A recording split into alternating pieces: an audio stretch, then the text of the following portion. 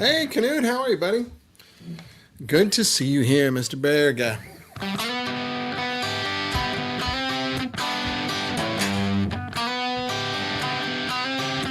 Woo! Sadly out of tune already. How are you, fellas? Happy Friday. I went to the eye doctor this morning and my eyes dilated, both eyes, heavily. So if I look a little dopier than usual, that is why. The good news is, as you guys know, I had a lot of eye surgeries over the last year and a half, and everything looks good. All good, and you? Yeah, I'm good. Hi, Potter. It's my cousin, Patricia. Hello, Patricia. How are you, darling?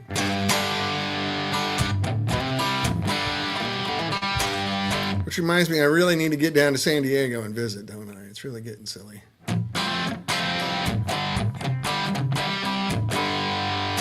Anyway, love you, kiddo. Glad you're here.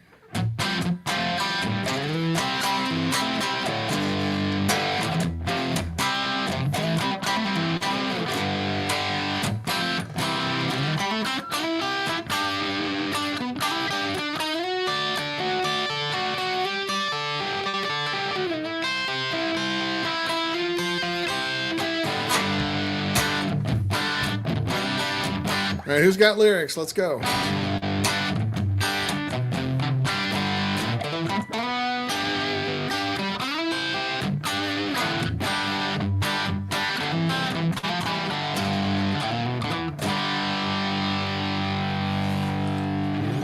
Anyway, what's going on, fellas and ladies? We don't get a lot of ladies here on the show, Pata, so thank you for coming. That's really cool. Plus, you're one of my favorite people, so that makes it work really well. So I'll have to refrain from the bad language while you're here. Uh-oh. Dogs.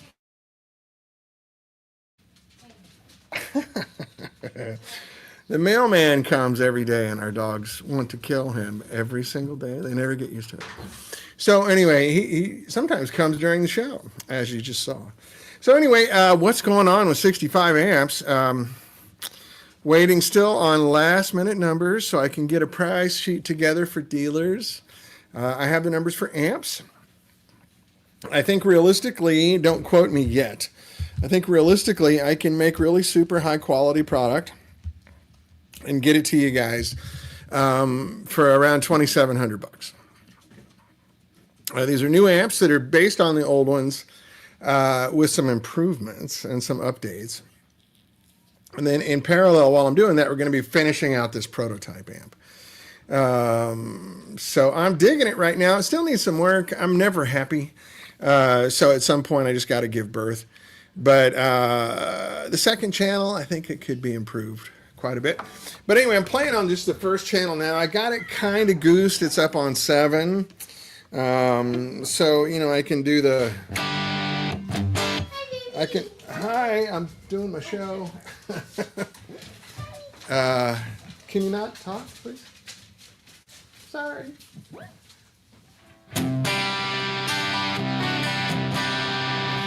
My kids. Lots of kids. And I can pull it all the way down to clean. This will all be on foot switches. You don't have to do this by hand. It's still pretty goose, so I'm not getting it super clean right now.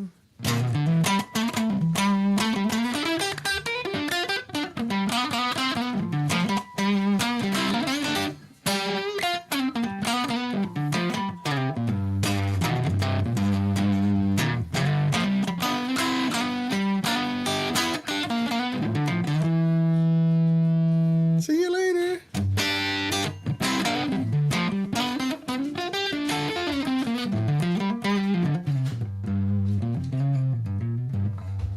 Gretsch has got a lot of fun. Oh, hey, Haas. How are you, buddy?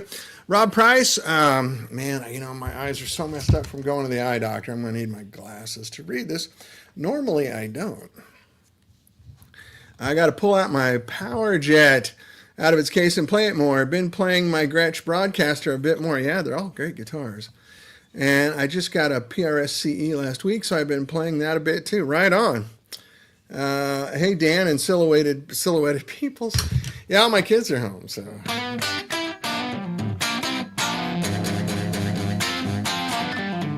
We got a full house. You'll see kids coming in and out. So you saw two of my daughters right there. So one of my daughter's boyfriends.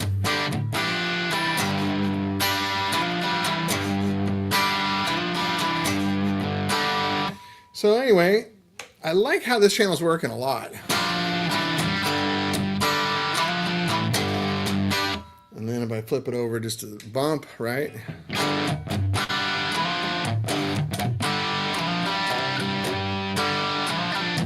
If I go over here to the high gain side, it's noisy.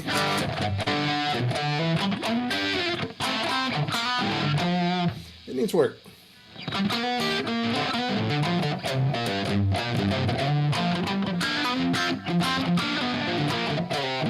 So what happens is these channels interact with each other.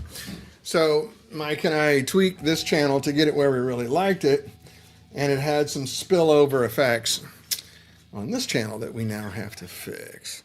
But anyway, we're there. I mean, it's literally like this is an hour's worth of work.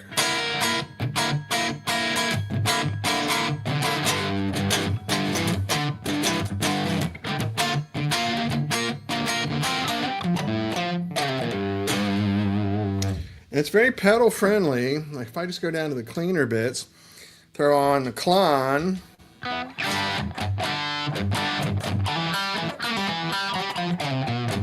That doesn't sound like a pedal, does it? Like it's really absorbs pedals well.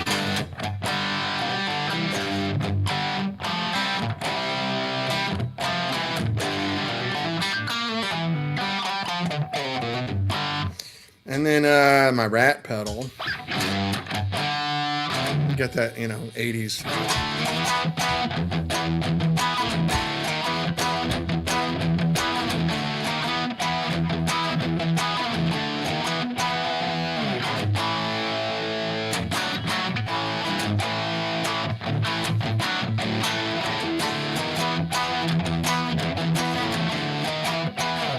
That's pretty good. Like a lot of pedals don't, a lot of amps, don't absorb pedals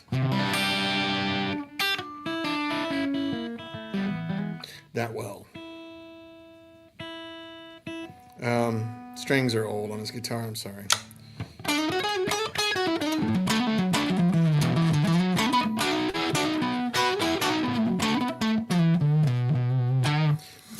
Yeah, Spruce Creek. This is Josh Smith's Rat. I think it's called Pack Rat or the Rat Pack. It has 9 different rat voicings on it, and they're all pretty good. I had a early rat pedal. It was one of the big ones with no light on it. It's a pretty sought after pedal these days. It had a really warm, chewy sound. So you do that kind of thing. That's probably still a little bright. Let me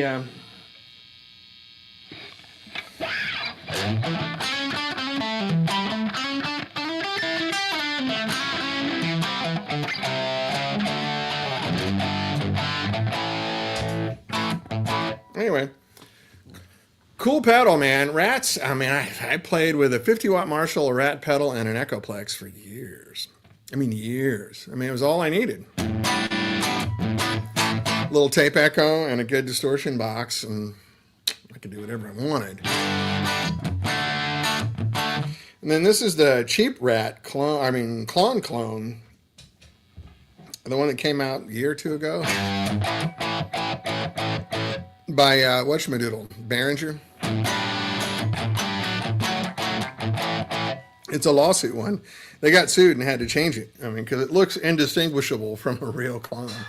And it sounds, to me, indistinguishable from a real clone. I've played a bunch of clones. Some were really good, some were not. That's pretty natural sounding distortion, I think.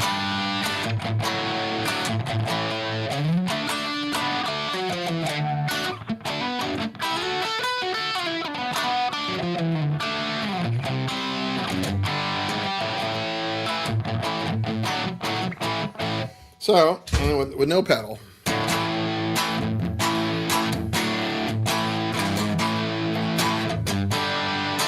Then just hitting the bump.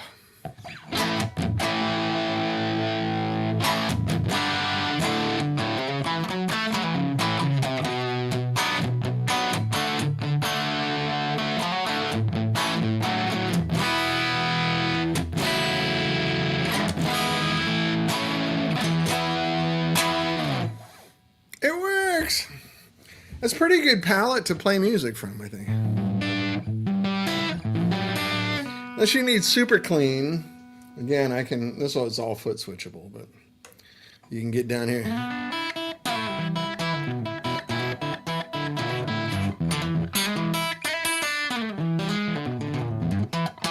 I still have the amp like over 7, so it's not going to get super clean.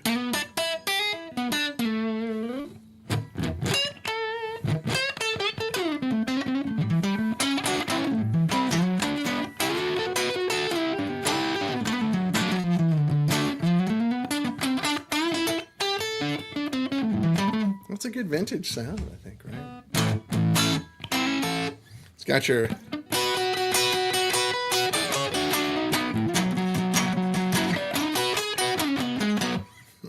Good Chuck.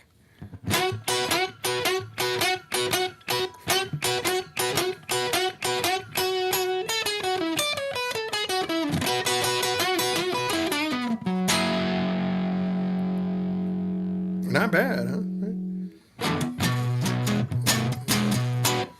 Good old-fashioned rock and roll rhythm sound. What's the other song? Where's my capo?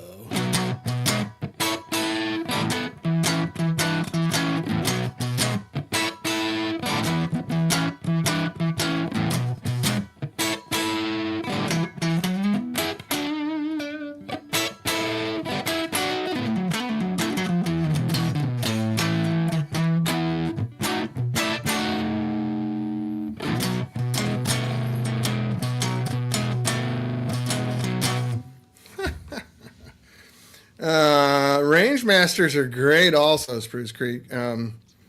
Different kind of pedal, but yeah, I love Range Masters. I made one for a long time, the Color Boost.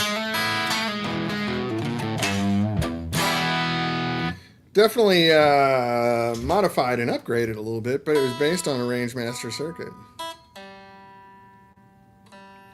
Oh, time to change strings, isn't it? Time to change strings. Anyway, yeah, man, I wish I had better stories to tell you right now. Kind of in a holding pattern again. Just getting a little concerning. Come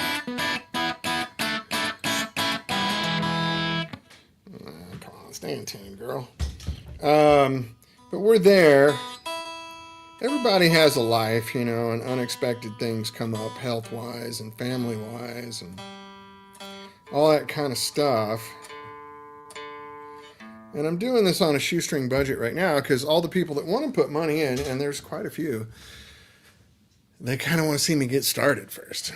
You know, is my capo over here? And it's hard to get started without money. It's a little bit of a chicken and egg question for sure.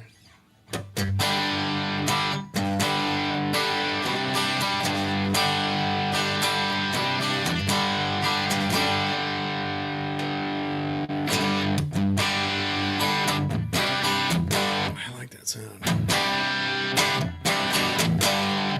And give it a little bit of juice.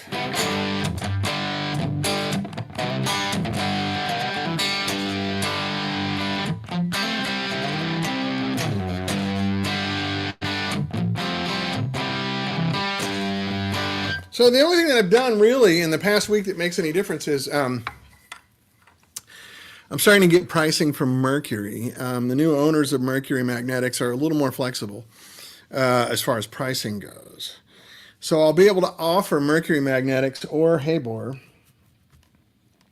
There'll probably be a price differential on those, but not crazy. Not like it used to be. So I like Habor transformers a lot. A lot of people use them. And they're close to where I think I'll be making amps if this all works out. I hope it works out. If it all works out, I should be making them in Ohio. And Habor is in Michigan, hour and a half away, you know, something like that. So transformers are heavy. They're expensive to ship, especially now with the fuel costs being what they are. You guys have cars? Do you put gas in your cars? How's that going? I can only think of one word about that, and it starts with F. I'm not going to say it here. But So anyway, there's some practical concerns there about what to use. Mercury's right here in the valley where I live. I mean, they're 20 minutes from my house. On the other side of the valley, I live in the East Valley. Hey, what's up? Hello, Cleveland. What's going on, Brian Mendes, everybody? The illustrious Brian Mendes, who can teach you how to play in 15. You've seen the video, I'm sure. Anyway, just nailing all that down, and it's looking really good. I just got to get out of the gate, and it's been frustrating, and there's been a few things, natural, unavoidable things that have held us up. But I think we're to the point now of prototyping pretty soon, where we're going to make, this is going to be printed circuit board. And I'll tell you why that is. It's not just to save money, even though we will save a little money. It reduced the price of the amp by, probably $500, just for labor cost, which is not monumental. Also, considering the fact that printed circuit board technology has improved a lot in the last, 5 to 10 to 15 years, I can make better sounding amps on a printed circuit board than I could. Mac Baker, how are you, buddy? Good to see you. So the story that I've told, you guys have probably heard it before, but I'll tell it again. There's a guy here in Los Angeles that the upper guys use for circuit board design, named Tracy Norton, who's great. Did a lot of projects for NASA, space shuttle pieces, things like that. And when we did the whiskey, however long ago that was what, 2013? So 13 years ago. Imagine it's come a long way since then. I had Tracy do a printed circuit board, and we made some test boards. And Dave Friedman helped me on that. It was very kind of him. And we went over to Dave's shop. I was doing my show there at Dave's shop at Tone Merchants. And I went over there, and we did a side-by-side test, because I was very skeptical of printed circuit board stuff, as you guys know. I'm a cork-sniffing snob. So anyway, we put the printed circuit board one up on the bench, and Dave's reading it with a scope, and he looks very concerned. And I said, "What's wrong?" He goes, "This is weird. Let me get my other scope." And he pulls out his backup scope and throws it on the amp, and the same look on his face. I'm like, "Well, what's going on?" He goes, "This amp has no floor noise." I'm like, "How is that possible?" He goes, "I don't know. I've never seen it." That's Tracy Norton's designs, JPL level designs. And then we did a blind test between a hand-wired version and a printed circuit board version. I could not tell which was, when he was switching back and forth. It was on a switch, and he covered it all up. I couldn't see what he was doing. And I played a Les Paul and a Strat and a Tele and some other stuff. And he wrote down my choices on every one. And I played them. I didn't just hit some chords and go, "Okay, next." I played them for a couple minutes with each guitar, and went through the pickups and the whole thing. And then when we were done, he said, "Do you want to know what the results are?" And I said, "Yes, of course." And he goes, "You chose the printed circuit board one every time."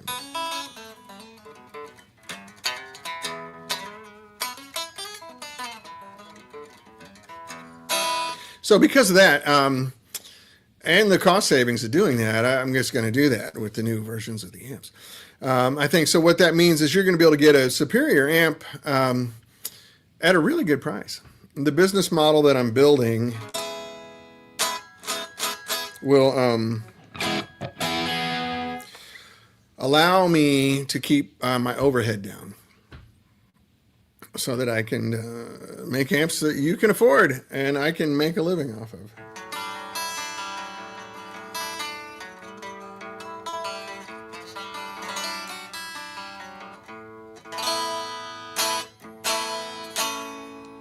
Without an amp, huh?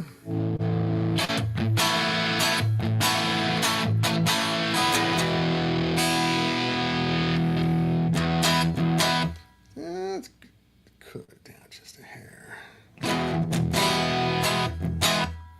Get a little more. Let's see what we got. anyway, so that is the idea. And as I said, we're going to put out a couple of the legacy amps right away, just so I can get my dealers established. There's a lot of people that still want a few of our old models. I get a lot of requests for them. So we're going to try to do that and get the market saturated with that again while we're working on this. Hopefully I can get this out by NAMM. That's the goal. In the meantime, you can come with me on the ride.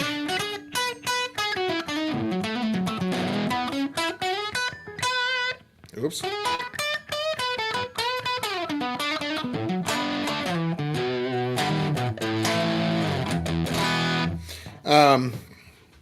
Man, this thing, I really got to change strings in this. It will not stay in tune. I mean, it's got a Bigsby on it, which is trouble enough. I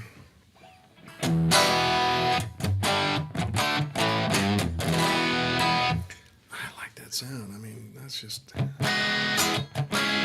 It's a good sort of feral rock and roll sound. Ho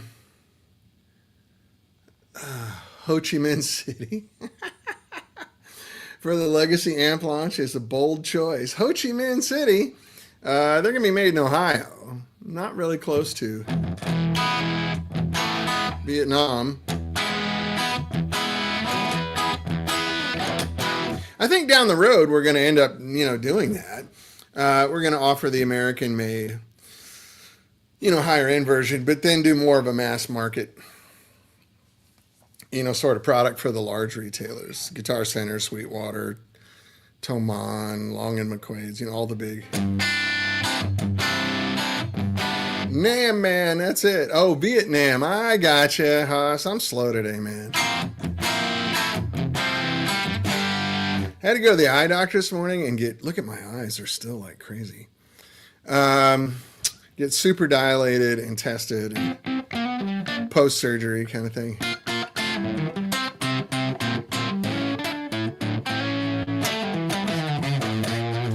Mag Baker says, what a great rock tone with that Gretsch. Thanks, man. I like Gretsches. I think they have sort of a growly quality to them that Gibsons and Fenders don't. And I find that very useful and fun. Like I said, especially if I throw a little pedal on top.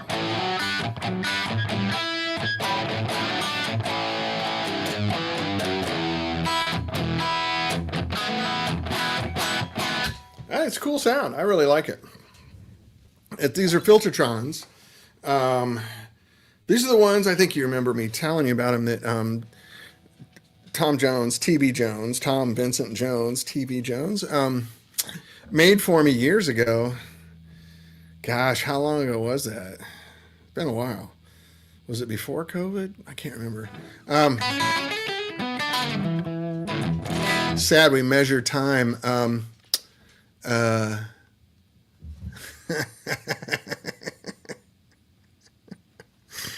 Haas, you want to come over and co-host the show with me? Says I'm looking a little bit Puss in Boots. Yeah, the big look. Yeah, my pupils are still huge. Like, these lights are killing me. Like, I almost considered doing the show with my sunglasses on, but I thought, well, that'll look kind of stupid.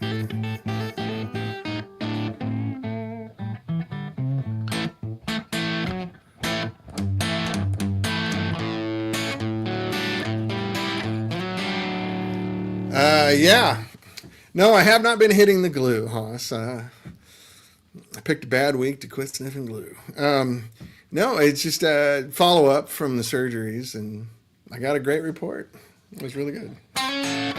Got to go back in 6 months now instead of every 3 months, right?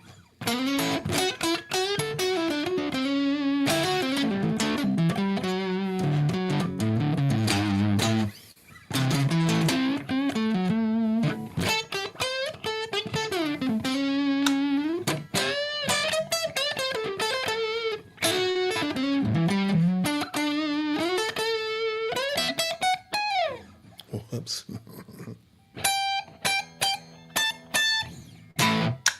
Yeah, I dig the Gretsch, man. They're very fun. Hey, Jeff Libby, played a Soho and a Stone Pony today. Great tones. Oh, cool.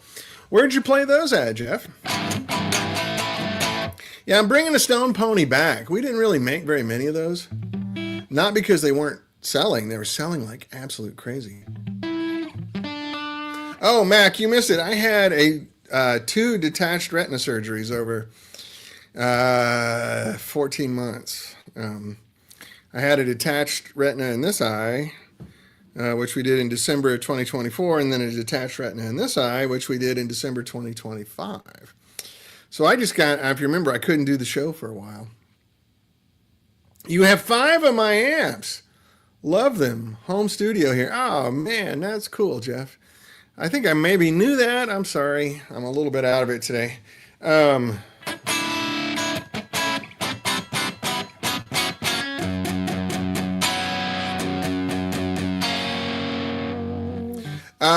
So I'm all back together, although I do, as Hoss Thompson correctly pointed out, have Puss in Boots eyes today.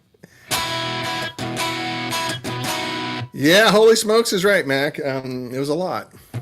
But I'm here to talk about it, and I'm really fine. I went to my retina doctor this morning, and he said things like, beautiful, perfect. I'm like, keep talking to me, you big flirt.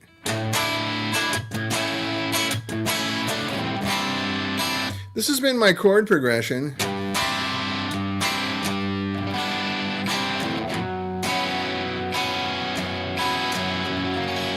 For testing guitars since I was a kid.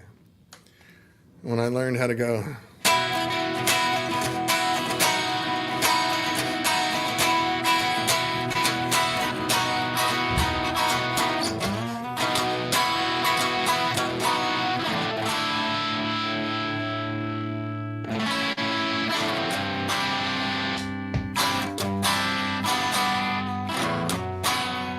Ooh, out of tune again, really?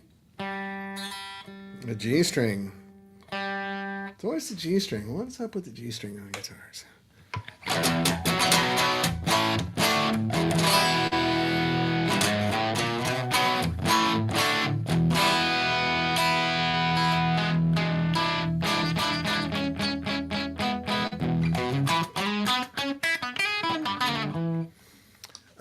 What does it say? Had to hear it in my, had a tear in my retina years ago. They heal up pretty well. Yeah, I had a tear initially in my right eye, and then I had the little laser procedure in the office, and that didn't hold. So a few months after that, I had a full-on surgery where they cut your eye open. Had that in both eyes. So just bad genes and bad luck, I guess. I don't have any event where I injured my eyes. I wasn't boxing or anything like that.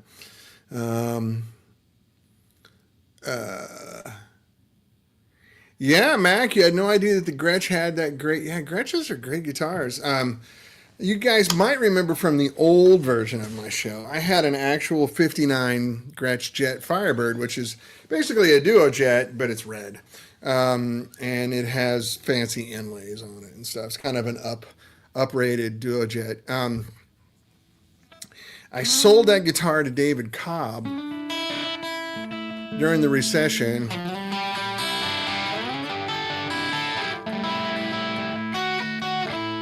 And he ended up giving it to Jason Isbell. They made a record together that sold a few million copies, so he gave it to Isbell as a gift. He did offer for me to buy it back. He was nice, but I couldn't afford it at the time.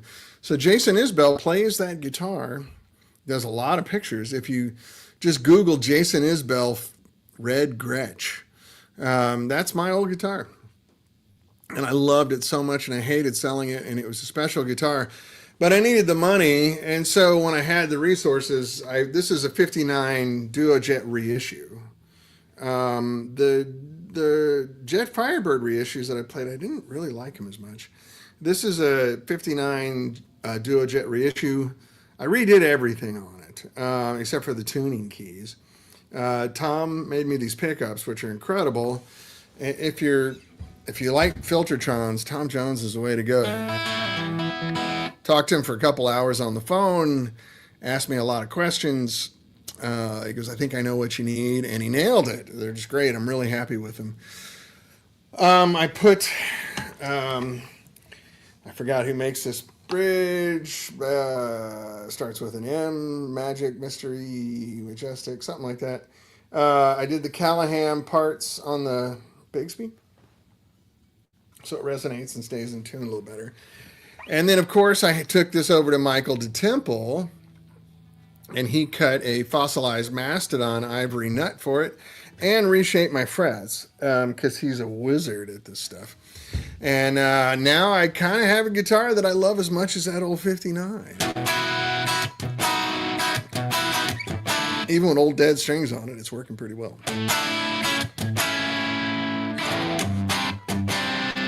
What does this say? Hold on a second. Sometimes I get messages from the show.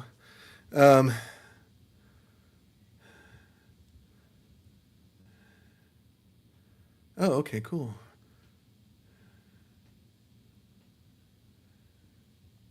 Right on. So I'm doing a little project with the guys at Eminence, just so you know. So there's an old speaker called a Jensen Concert, which is really just an uprated P12N or Q or whatever those, I don't remember them. It's a 50-watt Jensen speaker that's had a bigger magnet and voice coil on it. I think they're Alnico, I don't remember. I've got a couple of them, but I had a few in the past. Oh, thanks, Mac. Everybody's great here. I appreciate that. My oldest just graduated from college, so we're thrilled. My youngest has her associate's degree, taking some time off, training a baby horse so she can go race him in college. Hey there from Tulsa. Hey, man. Welcome. Good to have you. So anyway, Rick Skillman, who you guys know, used to be the head of Celestion USA, is now over at Eminence. So for years, I was asking Celestion to do two things for me. Was A, make that speaker, or their version of it, and they didn't want to do it. It's an American speaker, I get it.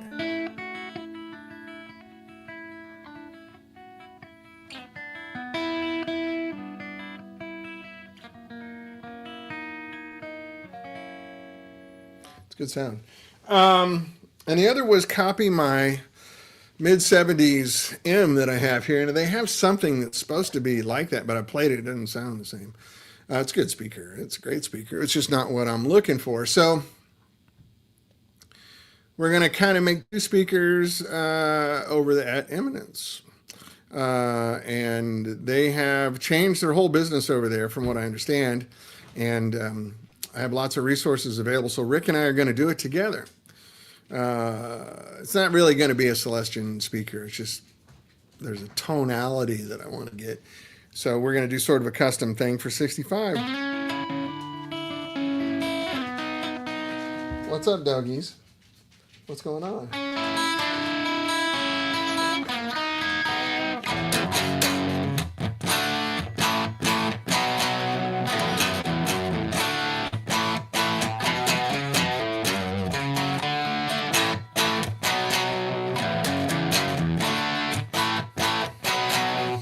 So I played that silly song in bands, and I graduated from high school in 1983.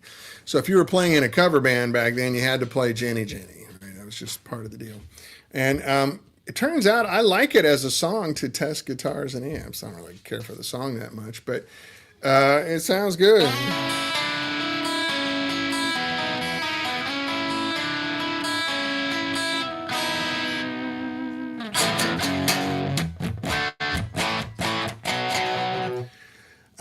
Just as an option, Jeff. No, I'm still going to offer Celestions. You know, I don't know if I'm going to branch out much in Celestion. Like all we really ever offered was the G12H30 and the Alnico Blue.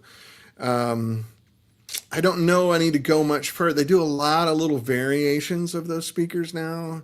You know, the Eric Johnson speaker, the whatever speaker, and they're all variations on, you know, what we already know. So it's a little too specific. I don't want to offer 18 different speakers.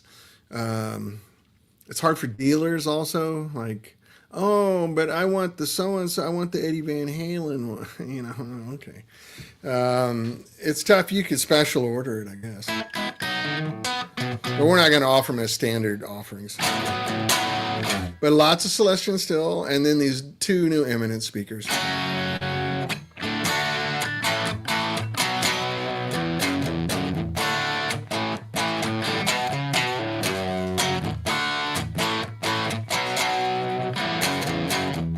How many of you guys are singing at home right now?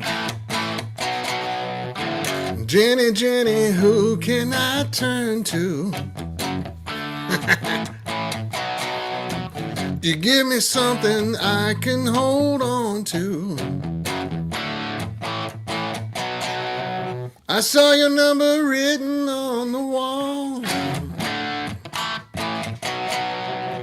Terry Smith. Hey, man. Yeah, Cousin Jed's. That's right. That's right. It's my old friend Terry Smith from Columbia, Missouri. How are you, buddy?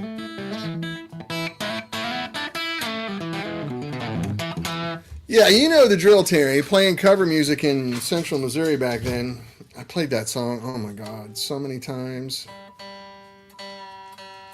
There's a little vocabulary of songs that I played so many times in cover bands that they're in my muscle memory permanently. I probably have not played that song on stage for 40, when did I move to LA? So 86, 41 years. I'm good, Terry. How are you, buddy? Good to see you. Nice surprise. I haven't probably not played that song for 41 years, but because I played it so many times.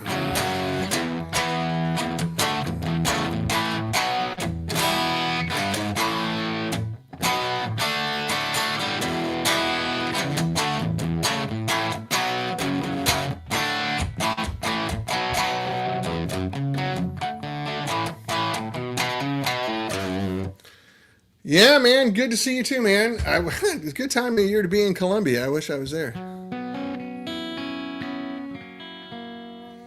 Mm-hmm.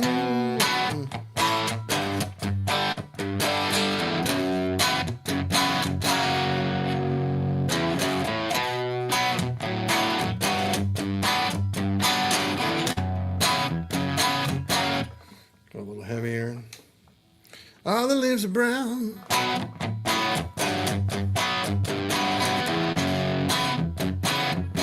So now, if you have a higher output guitar than this, a higher output than Filtertrons, I think these pickups are 5K or something, like maybe 6. They're not very hot at all. But if you were running a heavy like a Paul Reed Smith is, it would get down and dirty.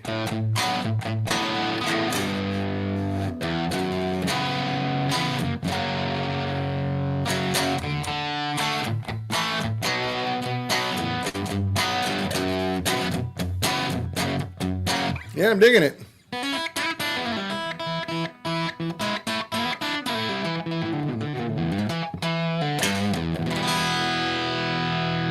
All right, Jeff, did I read your whole message?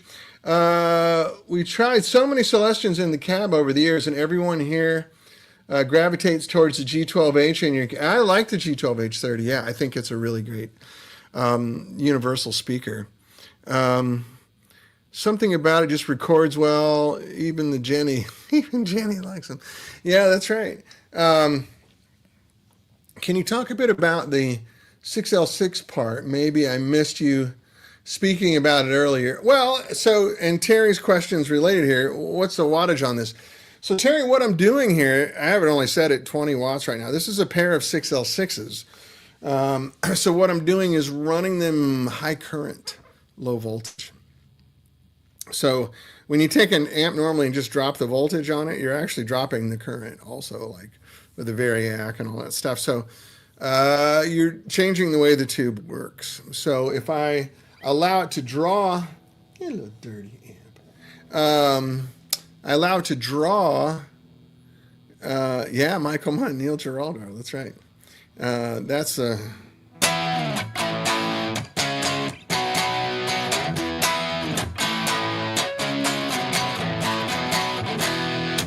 I played that song too a million times.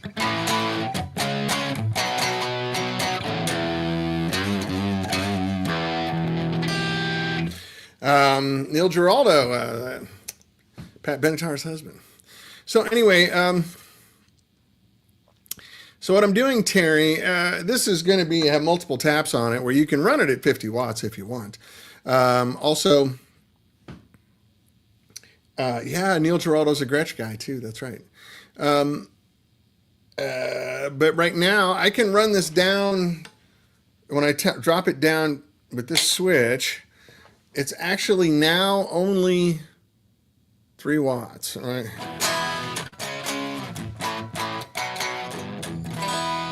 So I don't have any more gain to eke out of my system here. Let's see if I can. If I can get this louder, I really can. But the net is it doesn't sound any different and it doesn't feel any different. So this low of power is really useful in the modern times. Now there is some compression here on the show, so it might be making it sound pretty normal. In my ears, it just dropped down to a whisper.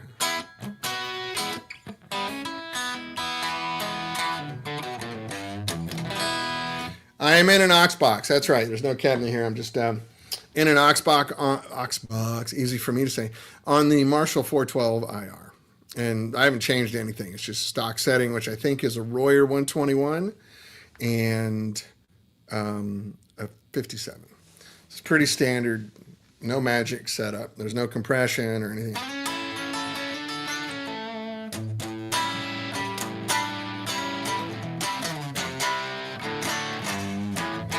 So let me take it back up just to 20 watts, which is still not going to be super loud. It's loud enough to play in any club, though.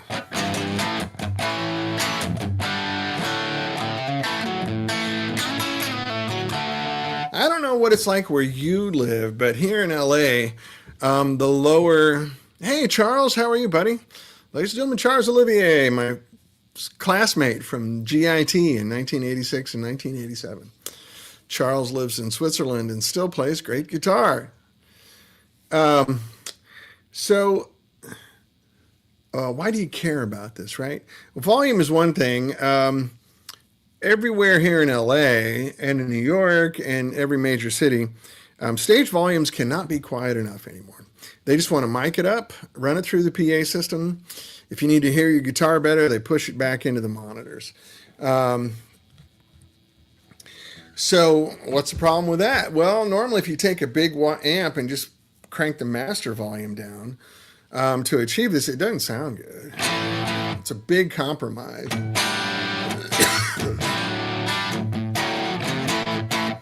And so this, hey, Scotty, but I'm the sonic felon. There you go. That's funny. Scotty Bratcher, everybody. So anyway, you can achieve really usable, viable, big sounding guitar tones at really low volumes without it just being quieter. You know, it still sounds like a big amp, especially if you put a microphone in front of it. I can really get a lot out of this. It's great. So I want to do it with the L34s and, you know, some other stuff as well. But this one's just 6 L6s. And so the other benefit, really, for those of you that are more on the technical bent, tubes hate voltage and love current. I've heard that my whole life. Even when Terry Smith was working at Shaw Music on 9th Street in Columbia, Missouri. Or was that 8th Street? 9th Street. 9th Street. Tubes hate voltage and love current.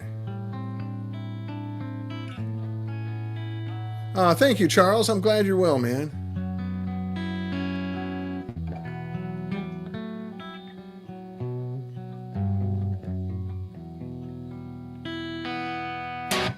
So by doing this, I am enabling a couple of things. One of which is tubes are now viable. You don't have to worry about them. All the pros that I used to work with have switched to digital, not because they think it sounds better, not because it feels better. They do it because it's reliable. And to be honest with you, 90% of people in the audience can't tell the difference anyway. And having an amp go down during a show is, these days, completely unacceptable. So This will eliminate that. Now, I've intentionally, in this amp, used the cheapest crap Chinese tubes I could find to prove the point that when you flood a tube with current, they all sound pretty good. Now, if I upgraded this and put in some really nice modern JJs or, God, I have tubes here. I could probably do it. It's the bias. I'm not sure if it's going to work, but like I could put a pair of KT77s in there, KT66s. 34s would work. Usually the bias doesn't work across 34s and 6L6s, but anyway, it would sound better if I put in some higher quality tubes. But I'm trying to prove a point here that now you're not going to be doing tube changes. At this level, like at 20 watts, a pair of 6L6s are going to last 50 years. Because they're flooded with current, which is like flooding a U with oxygen. That's the best analogy I can think of. If you were breathing pure oxygen, you'd feel better, you would act better, you'd sleep better, you'd run better, you'd think better, all that stuff. That's what's going on with this amp. So because I'm flooding it with current, I can ask it to do more things. And it's happy to do it.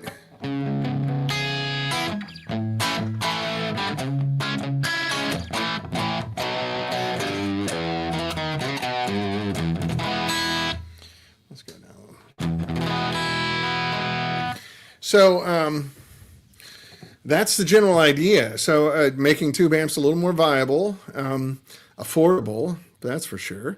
I don't mean affordable to purchase, but affordable to own. You're not constantly...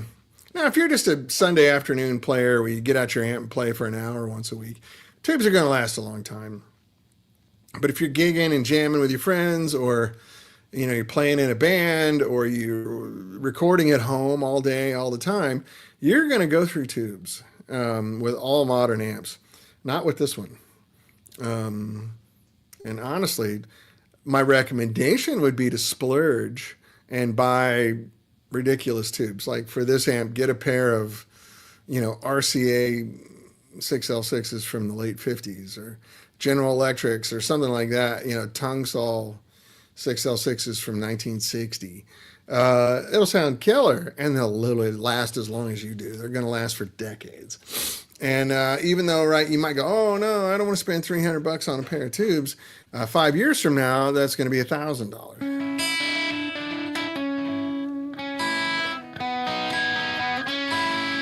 So all the pros that I talk to go, yeah, man, I'm playing a Helix, or I'm playing a Fractal, or I'm playing a Quad Cortex, mainly because it's affordable. Jeff, good question. I'll answer that here in just a second. But if you can give me a tube amp that's reliable, I'll take it any day over digital. And I like digital stuff. I'm not putting digital down at all. I enjoy it. I worked on Helix for 6 years. A lot of the stuff you're seeing now is stuff that I worked on. I like Helix a lot. It's fun.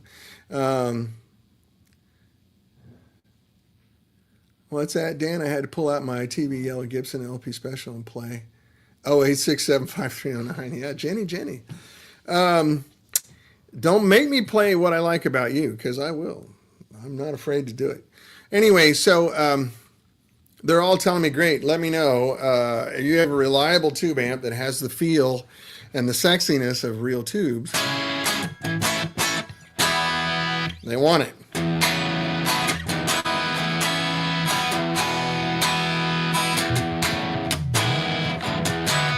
Now, again, having said that, I like digital. Oh, my phone, stop it. Do you guys get like 8 calls with people wanting to lend you money every day? I'm calling from the underwriting department. We've approved you for a loan. I didn't apply for a loan. I think it's just a scam. People trying to get my social security number.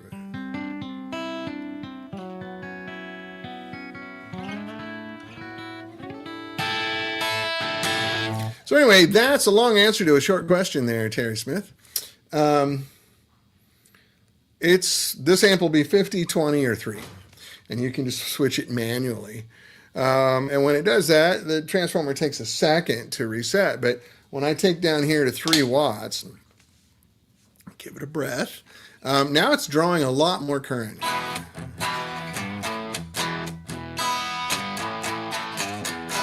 Let me undo my microphone here so you can hear just the feed. You have to turn your speakers up, but hold on.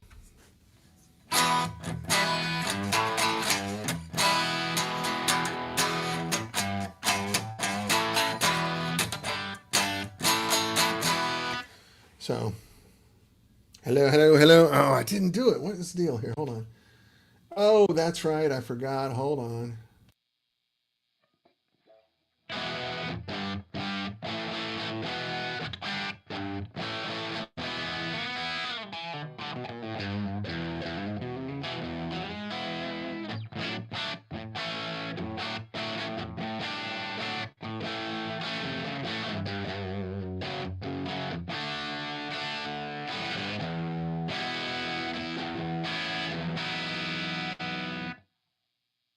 That was without my little clicky microphone here picking it up, but that's at 3 watts.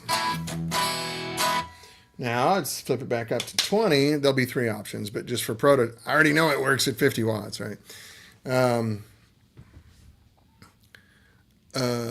for some reason, even if you use a fast, be able to an analog sound, you cannot get the real analog sound. Funny, yeah. I have a lot of ideas why. We can do a whole show on that. So I hate to say better or worse. They're just different. I find digital to be really useful and fun, and I can make music with it, no problem. Tube amps are just different. The best analogy I can come up with is when I was in high school, I had a 66 GTO, Pontiac GTO convertible. Had a 389 with 2 two-barrel Carters on it. And man, that thing would snap your neck. And it was so much fun, and it made a hell of a good noise. However, it did not like to turn and did not like to stop. And it used a lot of fuel and a lot of brakes and a lot of tires. A Tesla is a way better car. But it doesn't do that. It's just a different thing, you know. So if you're going feature functionality, digital always wins. But if there's a special...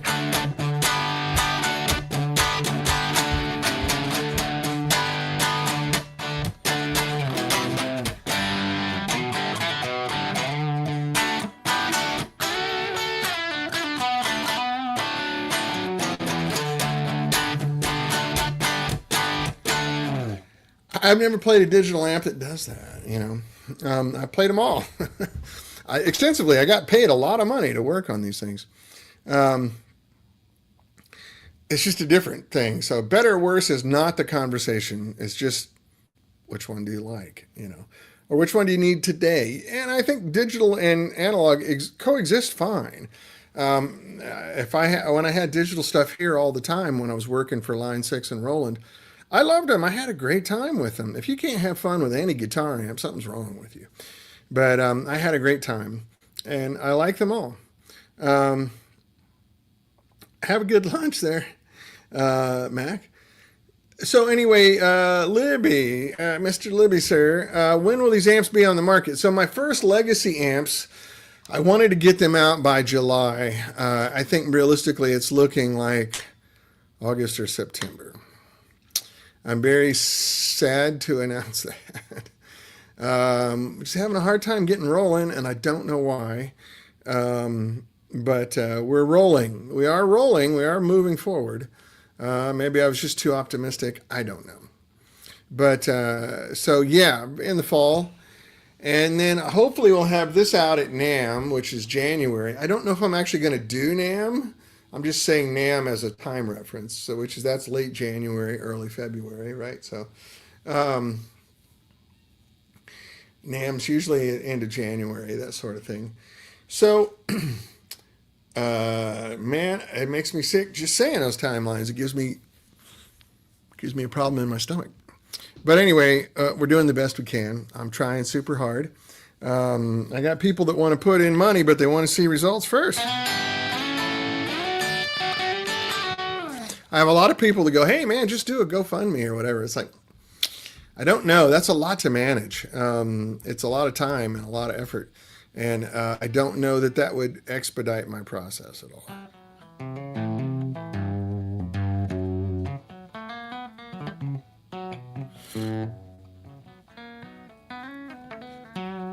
Ooh, excuse me, but I do need to go. I'm tired. I got up early. I go to my eye doctor at like 7 a.m. so I can function for the rest of the day without my eyes being all cattywampus. They're just starting to come back in. There's still a haze around everything, but and I can see they're not lined up perfectly from the numbing drops and the dilation drops. So look at me. I look funny, don't I? Don't I look funny? Hoss Thompson said I look like Puss in Boots from Shrek. Hoss Thompson's hilarious. I don't know if you guys know this or not, but this dude is genuinely funny. Um, so anyway, okay, I've been talking for an hour. Shut up, Dan. What do you guys want to talk about? Let me turn this off. Terry Smith, if you're still there, I'm really glad you showed up. My cousin Patricia was here too. I'm just thrilled that she showed up.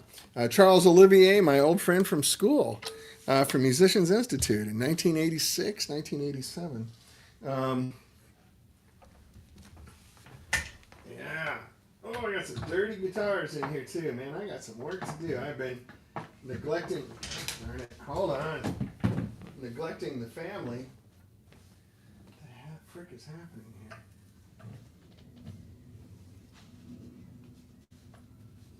Oh, I see. Got one of these big fancy guitar holders. Anyway, heard me mumbling in the back. Well, thanks, Mac. I appreciate that, buddy. I'm really glad you're here. I appreciate the kind words. That's very sweet. I do have a lot of people that say, man, you should do one of those 2.5 hour Joe Rogan kind of podcasts with guests and stuff. When I get a shop and an office, I think I may do that. Just get music business people in and we can chit chat for a long time. There's a lot of great music business people here in Los Angeles, and you guys would really enjoy hearing from them, I think. Interesting perspectives and experiences and all that kind of stuff. Cheers, Charles. Great to see you, brother. Thank you so much for coming. I look forward to seeing you sometime soon, hopefully. Speaking of which, Charles, really quick, I had lunch with Keith Wyatt last week or 2 weeks ago. I still stay in touch with Keith Wyatt from school. And we had a great lunch. He's still the same hilarious, sweet guy who's funny and acerbic and smart and still plays his ass off. Really nice. I hope your life is good in Zurich, and stay in touch, buddy. So anyway, yeah, Mac, take care, buddy. I appreciate it. Thanks for spending your time with me. I appreciate it. So you guys have any questions? I'm sorry that the news about 65 is not more rapid and more immediately encouraging. I'm a little bit bummed out myself, but it's going to be okay. Everything's going to be fine. It's just, timelines always get screwed up. And yeah, Keith, that's right. Keith is fantastic. He was my mentor at school. I don't know if you remember the story, Charles. I was originally with Jennifer Batten. And she and I did not mesh very well at all because she wanted me to learn how to go all over the neck, and I hate that stuff. Well, hate's a big word.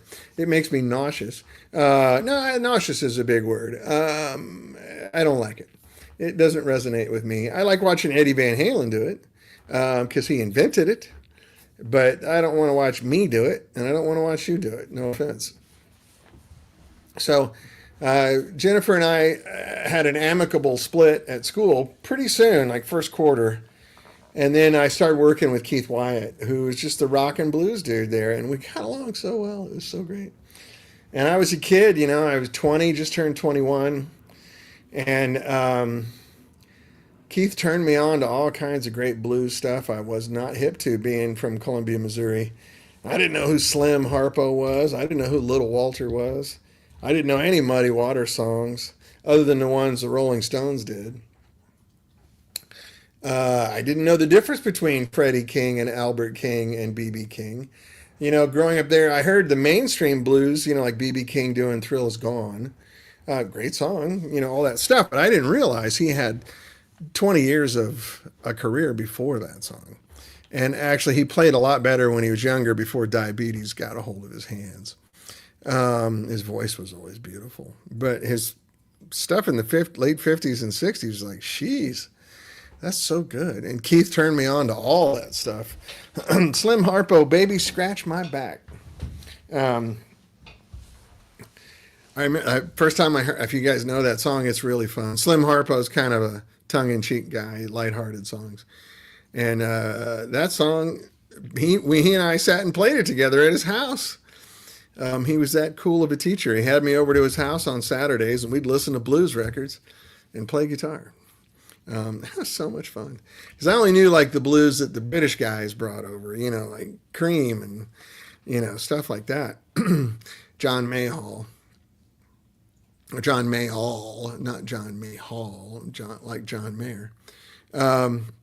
So anyway, fun people. And I can get those kinds of people on the show. And we can talk to them. These are kind of dying breed guitar players. Keith must be in his 70s by now. He doesn't act like it at all. He's got gray hair, but he doesn't act like an old dude at all. He's still Keith Wyatt. If you guys look him up, there's videos of him going back to the 80s. He's playing a Telecaster on most of his videos. That's a Telecaster I sold him when I went to school there. I was moving back home, and I needed money really bad. It's a 67 Tele, I think. Anyway, I sold it to him cheap. And he still plays it, still has it. It's very nice. Trip, what are you doing, buddy? Stop. Anyway, I do got to run. Do you guys have any questions or thoughts? Or are you just disappointed that I'm not saying, hey, we're producing amps next month? I am. But we got to make do. We got to make it work. And we're going to. So in the meantime, this is not going to progress very fast right now because I'm working on getting everything else going. Jennifer playing harmonic minor scales, but yeah, that's right. That wasn't my thing. Jeff says, bring those guys on the show. Old blues is great. When I have a Tupelo and an Elvis pair, oh yeah, that works well together. I put into heads because of my back. Any suggestions? Yeah, actually, the guy that I'm working with now, we're going to start making cabinets right now. That's some of the last financing or pricing, excuse me, information I'm looking for. So I can sell you cabinets pretty soon. Unfortunately, they've gone up in price since I used to make them. Tariffs, one thing. Because the wood, Baltic birch is what we use. And it comes from Russia. I don't know if we have tariffs on Russia, but some of it comes from Lithuania and Latvia and stuff like that, and Ukraine. And yeah, it's not that good. But I mean, old blues is fun. I know a lot of different guys here in LA that play all kinds of different styles of music, ranging from metal to jazz to pop music to country music to metal, all that stuff. I'd buy a pair of head shells. Yeah, I don't have them right now, but stay on me about that, Jeff. They're on the way. We'll be able to do it pretty soon. Technically, I think Mojo will make one for you. If you really want one quickly, call Mojo Tone, and they can make one because they used to make our head shells, so they still have the artwork for their CNC machine to make it. They should be able to do it. Mojo Torn. Now, where do you live, Jeff? I forgot. I know this, but you've told me before. Where do you live? Because Mojo Tone's in North Carolina. If you're on the East Coast, oh man, thank you, Spruce Creek. Thanks for coming. I mean, I wish it was a more two-way thing. Like, I wish we had sort of an audio chat room, where people could queue up and I'd call you up on the screen. There's probably a way to do it. Thanks, my first guitar teacher. Oh, you're in Indiana. Okay, all right, right. Yeah, so Mojo Tone's not that. Hey, Pat Miller, how are you? Good to see you, buddy. Um, Charles, yeah, if you go to NAM next year, let me know. Instant message, direct message me. I'll give you my phone number and everything. I'd love to see you. I'd love to sit down and have a coffee with you and catch up after 40 years. Um, yeah, so in Indiana, Jeff, so the manufacturer I'm using is in Ohio. So when he's ready, that'll be super close. But North Carolina is not crazy far from you. Shipping's probably 2 days. So if you want to call Mojo Tone, see if they can do it for you. I don't know what their pricing is. My guess is it's going to be, and I can get them the logo. They won't have the logo, but you can repurpose the logo from your cabinet if you want. It's just held on. There's a little bit of glue behind it to keep it from rattling, like some silicone, and two little nails. That's it. Um, so, yeah, let's work it out, Jeff. Message me privately too. I'll see what I can do. You need them for your Tupelo and your Elvis, so you need this size, right? Um, I don't know if Mike has any more cabinets or not. If he does, he'll sell them. That's for sure. The faceplates will be upside down, but I can handle that for you. I can get that. It is a pain in the butt because you have to undo all of the nuts that are on these knobs in order to get the panel off. So there's a retaining nut, like this. If you can see it, you have to take the knobs off, which is a little screwdriver, and then you have to take a nut driver and pull all the knobs off, and then the pots are just dangling and they're free. Then you have to thread them all back into the new panel, put the retaining nuts back on. It's not hard to do. It's just tedious. Like if you've never done it before, it's easily a 2 or 3 hour job if you're not familiar with it, because you're going to be sitting there a lot scratching your head going, now what do I do next? But yeah, like all the jacks, all these little switches, the knobs, the light, you have to undo all those. It's worth it, especially if you have a bad back. I'm not going to really make combos anymore. Um, I've undone many a nut. So I said to my wife. Um, yeah, there's just the demand for combos is nothing. All because of weight. Everybody wants lightweight stuff.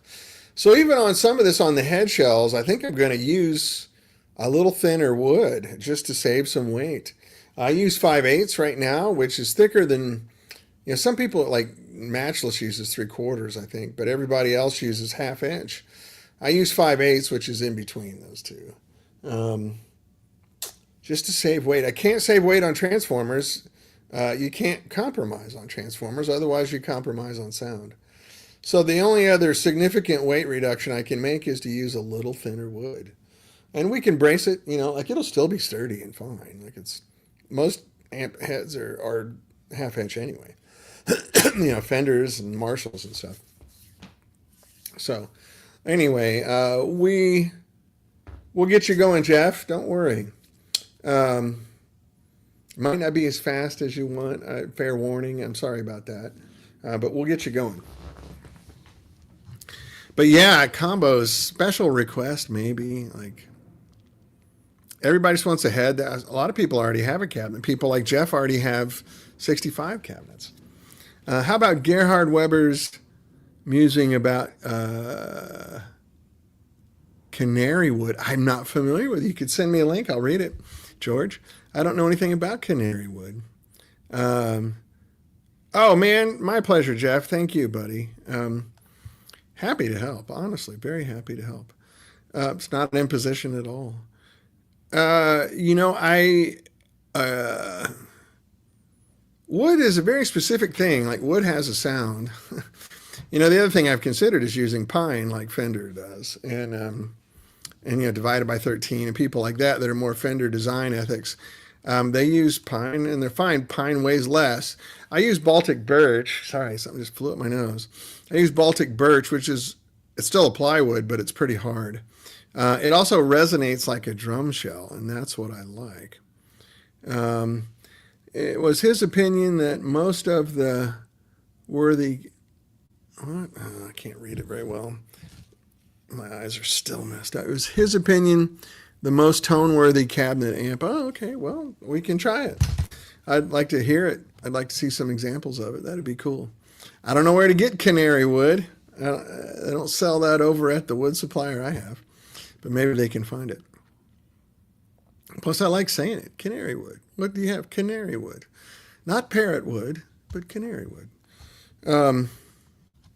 Yeah, very fun. Well, fellas, I'm going to let you go. I've got some domestic duties to take care of. Got to run over to Costco, load up the car with cheap groceries. Got a full house now, so we're eating some food. We're eating some food here. Anyway, I'm going to give it just a minute here. Any last questions or thoughts you want to discuss? If not, I'll be here next week. We can talk all you want. I need to start getting guys.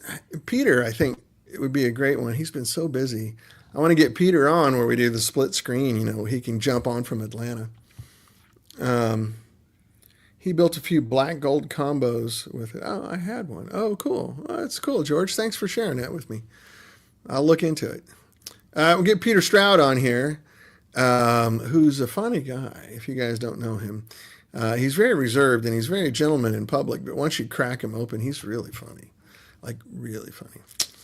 But we got to get, good cameras on. Scotty Bratcher, we can get back on. The noontime hour doesn't work well for him because he's a father. And I think his patronly duties. Nice to chat with you too, George. Thanks for dropping in. I think his fatherly duties conflict with the show usually. So anyway, I do got to run. Thanks so much, guys. I appreciate you coming. A little bit of a mellow show today. Some good Gretsch guitar. I love that guitar. And we'll play this amp probably next week. I'm going to take it out and do some work on it, hopefully between now and then. Get it out to the shop and spend some time. Anyway, I love you, fellas. We'll talk real soon. Scotty Bratcher, we can figure it out. All things stop for rock and roll. That's right, Scotty. But being a dad's actually more important than that. And you're a good dad. I know that. So I respect that, my brother. Anyway, I got to fly. I love you guys. Talk to you soon. See you next week. Bring your thoughts and ideas. Prayers if you got thoughts and prayers. Thanks, Pat Miller, for showing up. Good to see you, man. It's been a while. All right, fellas. Love you. Bye.